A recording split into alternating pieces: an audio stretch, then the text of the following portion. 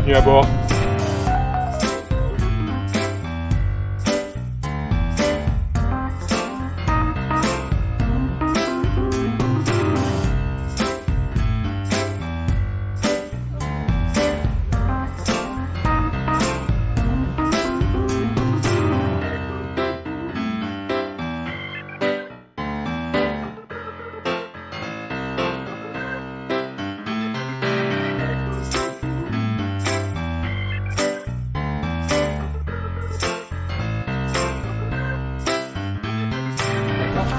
Parce que le câble, il est continu jusqu'en haut. D'accord? Donc il fait V1, V2, D3. Là, on a un D2. Vous voyez? Et là, on a un D1. Avant, on appelait ça les baobans, les inters et les galopans. De manière à ce que la sangle, elle glisse pas au moment du matage, quoi. D'accord? Parce que le risque, c'est si elle glisse, qu'elle emporte un feu de mât, c'est plus sécure quand même. Donc là, vous allez voir, on a enlevé les embasses là. J'ai une petite question à te poser. À partir de quel millésime de bateau il y a eu une évolution en termes de technologie, sur tout ce qui est gréement, etc. Est-ce que ça n'a jamais évolué? Ça évolue pas beaucoup. Parce que l'étude des profils de mât et tout ça coûte très cher. Ouais. La création des profils coûte cher aussi.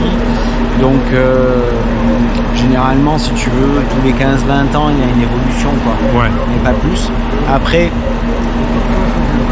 la performance d'un mât, c'est quelque chose de très aléatoire. Ça dépend toujours de ce que tu veux faire. Si tu veux. Parce que la performance, par exemple, que tu vas rechercher si tu fais un tour du monde, ça s'appelle la solidité. Ouais. Voilà. La performance que tu vas chercher si tu fais de la course et de la croisière, ça va être encore un autre mix. Et si tu fais que de la course, ben, ça va être encore quelque chose de plus léger, plus performant, plus profilé, tu vois. Et chaque marque a son type de modèle de mât et a sa petite différence et sa petite qualité à ce niveau-là. Tu vois. Voilà.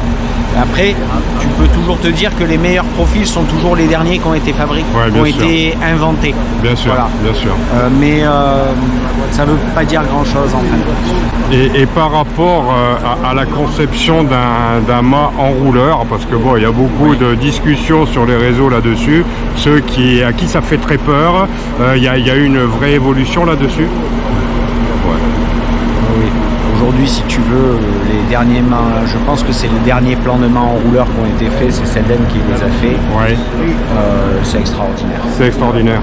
Il n'y a pas de... Au point que tu vois, on arrive à les mettre sur des catamarans. Ce qui n'était pas imaginable il y a quelques années. Et ça marche très très bien. Aujourd'hui, on arrive à faire des voiles lattées qui vont dans des mâts enrouleurs.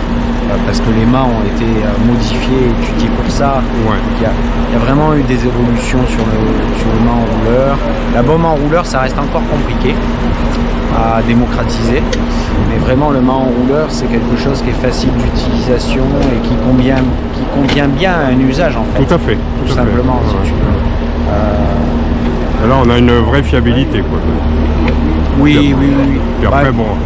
À moins d'être régatier. Si tu prends le plan de fonctionnement du mât enrouleur Selden aujourd'hui avec une crémaillère, avec des engrenages, tu te dis qu'est-ce qui peut arriver.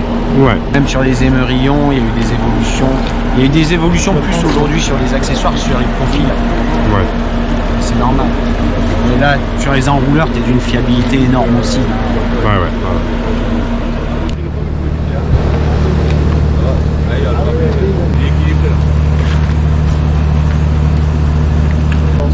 En fait, ça pèse rien, moi, en fait. Hein.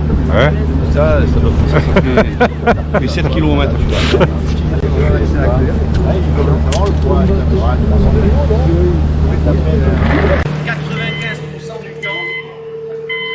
règle comme ça, il est propre.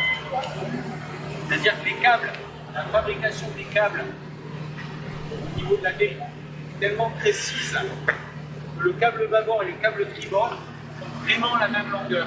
si nous on a bien respecté notre schéma des barres de flèche et ainsi de suite, on va venir régler le mât, faire un mât droit, et ben on va respecter l'écart bâbord-tribord et on va être bon.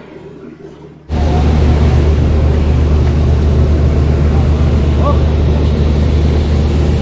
Doucement là. Attends, top, on lève un petit peu.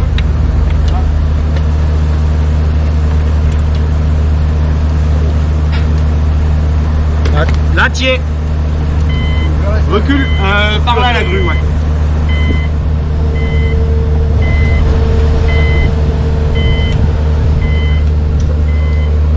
Top. Vas-y, pas toi. Oui. C'est l'eau qui descend. Tac. Ah, c'est bon. Allez.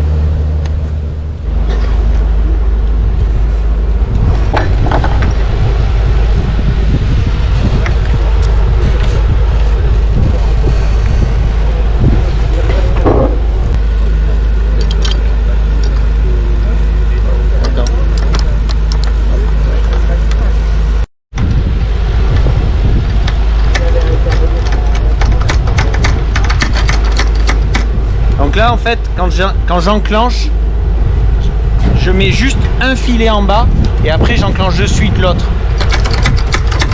pour que ma prise sur les deux filetages soit la même.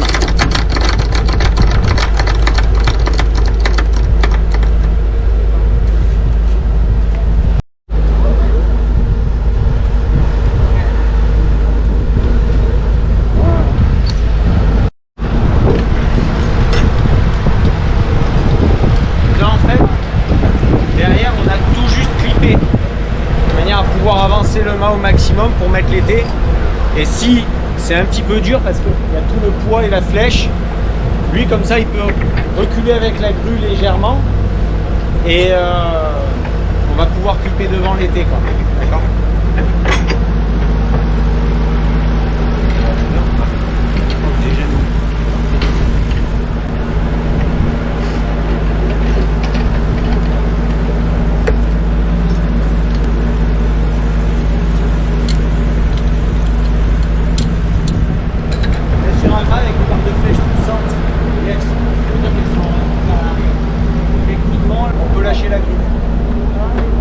Le mât il est tenu par les 3 points, 2 sur l'arrière, 1 sur l'avant.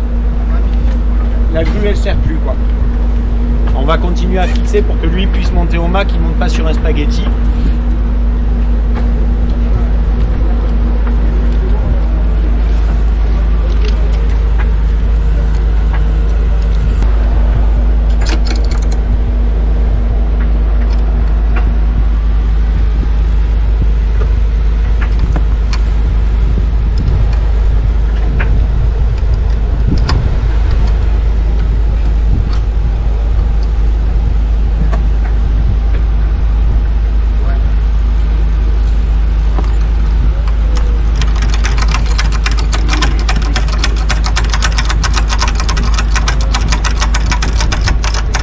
Clipper devant, c'est bon?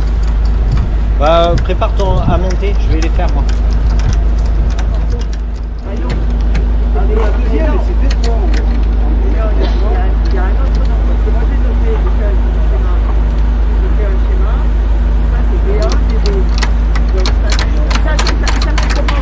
Ça c'est le D1 ça. Et l'autre, ça, c'est le D2. Ah, il s'appelle D2 sur toute la longueur.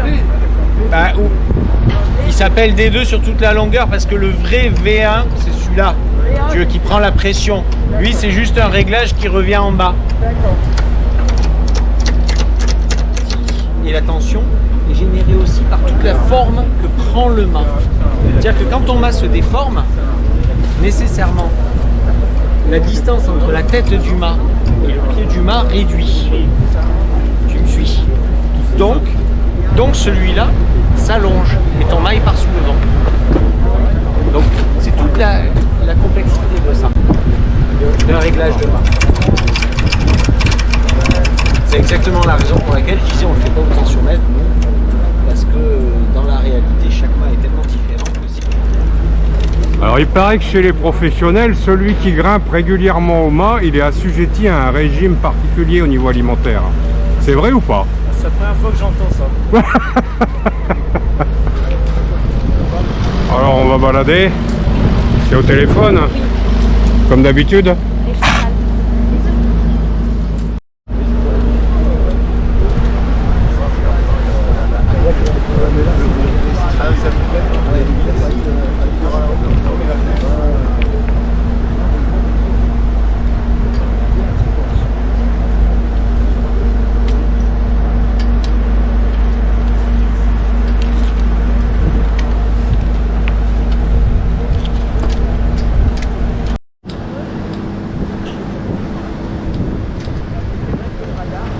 La seule raison qu'il ait de monter, c'est juste pour désangler la Exactement. grue. Point barre. Pas d'autre intervention sur le matage. Alors, au moment du matage, non. Après, sur un gréement discontinu, il sera obligé de monter pour régler le mât.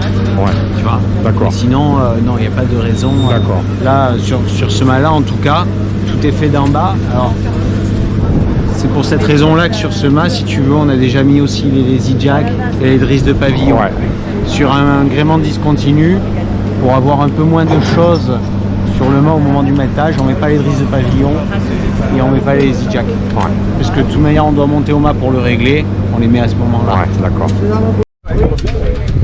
Normalement, il doit être plat. Vous voyez là, d'accord?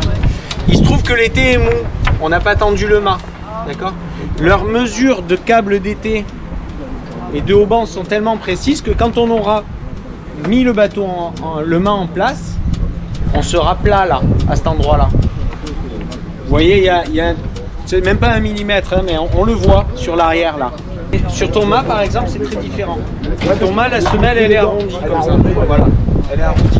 Et tu as un pied de mât et une pièce qui vient dans une pièce. Ce mât là, sur un mât classique, non enrouleur, sans patara réglable, on va essayer de mettre un cintre, c'est-à-dire une courbure vers l'arrière, qui va être aux alentours de 3-4 cm.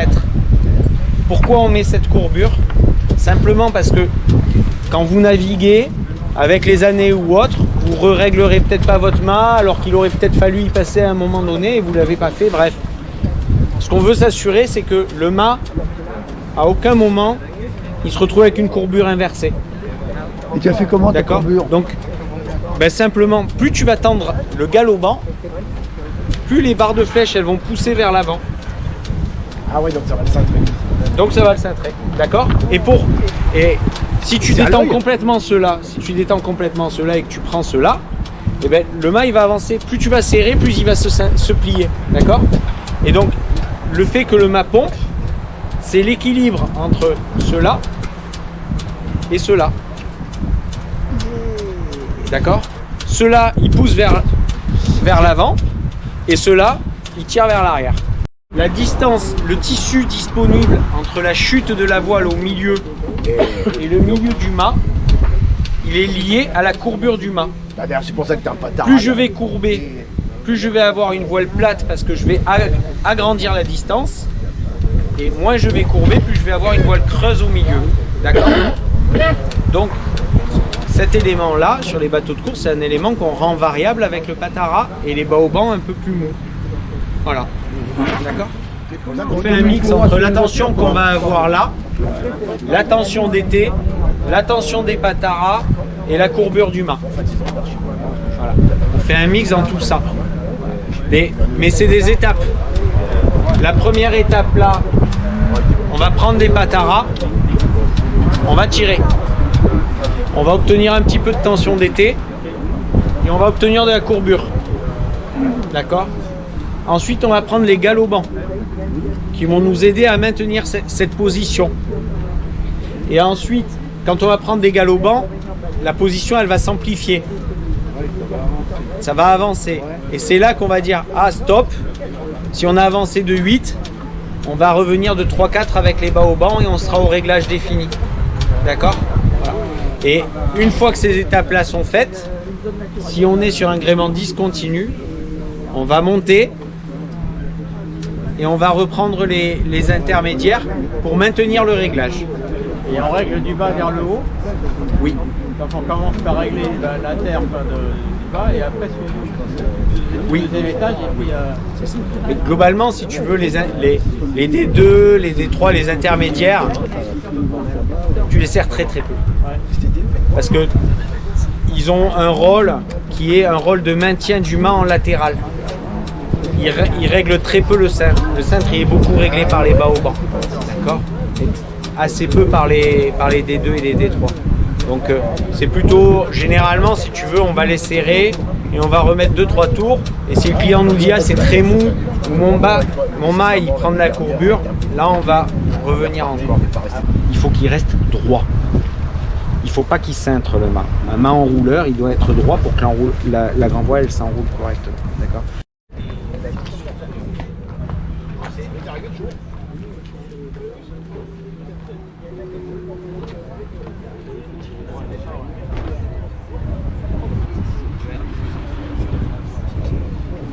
Un exemple bête, les émerillons d'enrouleur.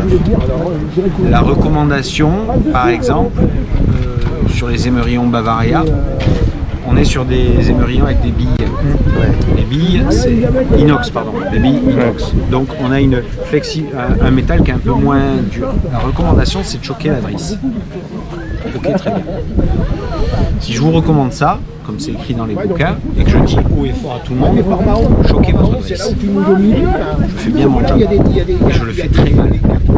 Parce que le jour où un de mes clients à qui j'ai dit choquez votre drisse vient et navigue avec la drisse choquée, et fait un nœud avec la drisse autour de l'été là-haut, et se retrouve avec un accident bien plus important que de devoir changer au bout de 6 ans son émerillon parce qu'il a laissé la drisse trop tendue.